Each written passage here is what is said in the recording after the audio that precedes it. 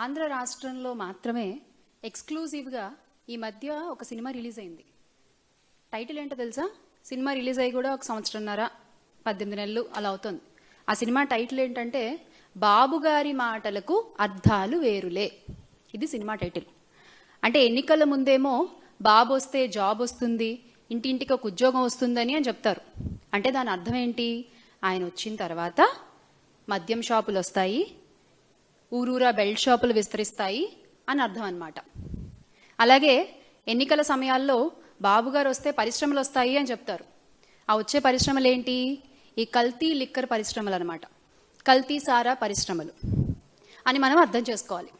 ఇలా గత 18 నెలలుగా ఈ కూటమి ప్రభుత్వం అధికారంలోకి వచ్చిన దగ్గర నుంచి బాబుగారు ఒక మాట మాట్లాడారు అంటే దానికి చాలా లోతైన అర్థాలు ఉంటాయి.